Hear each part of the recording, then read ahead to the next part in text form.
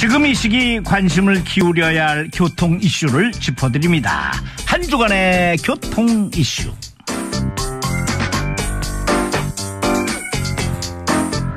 음주 뺑소니 사고로 3명을 숨지게 한 30대 남성에게 일본 대법원은요, 징역 22년을 선고했는데 심신미약이나 초범, 깊은 반성과 피해자와의 합의 등을 빙자한 정상 참작 없는 결과는 1심에서 3심으로 이어진 만큼 상습 음주운전자의 처벌에 관대한 한국은요, 재발을 막는 장치 도입이 시급한 상황입니다.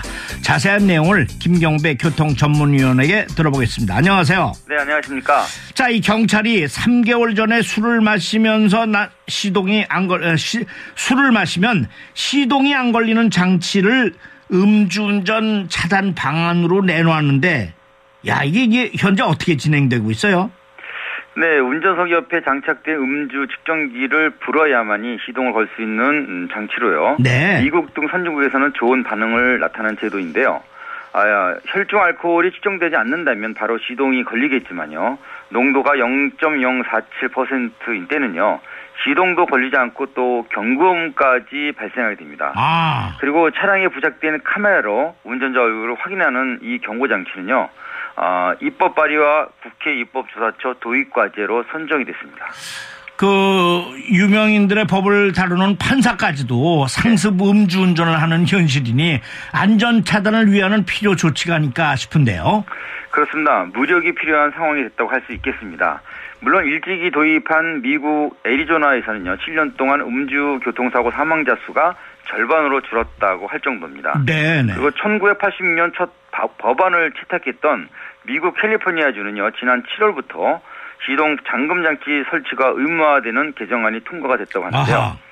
1994년 프로그램을 도입하게 된 캐나다의 경우는요, 온타리오주에서는 1차 위반자의 경우는 12개월 동안, 그리고 2차 위반자는 36개월, 그리고 3차 적발된 위반자는요, 시동 잠금 장치를 평생 사용해야 되는 그런 운명적인 상황이 되고 있습니다.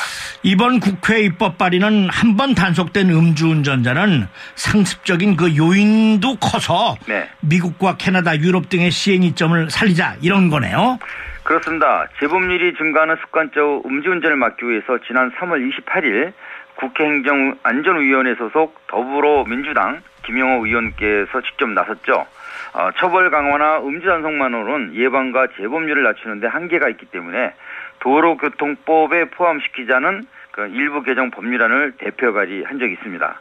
그리고 유럽연합국의 시동 잠금 장치 의무화는요, 스웨덴의 택시 60%와 또 공공버스 약 85%를 비롯한 모든 통학용 버스에 설치가 됐다고 하네요. 네네. 그리고 프랑스는요, 2015년 9월 1일부터 모든 버스 장착을 의무화했다고 합니다. 택시와 버스는 사람이 많이 타고 화물차는 무거운 짐을 많이 싣고 달리기 때문에 기사분들의 음주운전, 이건 큰 범죄죠. 네. 국토부의 화물차 안전장치 의무화 확대도 이런 뜻일 것 같아요. 그렇습니다. 10월 20일 자동차 및 자동차 부품의 성능과 기준에 관한 규칙, 그러니까 국토교통부령이죠, 일부 개정안 입법 예고는 바로 이 안전 때문입니다.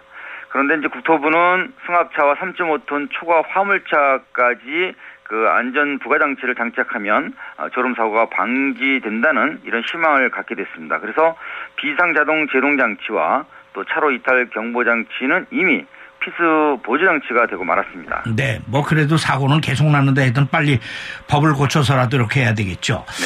자, 이 빛이 없으면 무용지물인 이 카메라에만 의존하는 안전장치는 불안하다는 걸 지적해 왔는데도 정책이 첨단 안전장치화 한 거네요. 맞습니다. 같이 공고가 된 후방보행자 안전장치는 보행자 사고 방지에 큰 도움이 되는 그런 법입니다. 그런데 졸음운전 방지대책 일환이라는 국제 기준에 적합한 AEBS와 LDWS 의무화는요, 출고차 또는 운행차 대상이라는 구분마저 없습니다.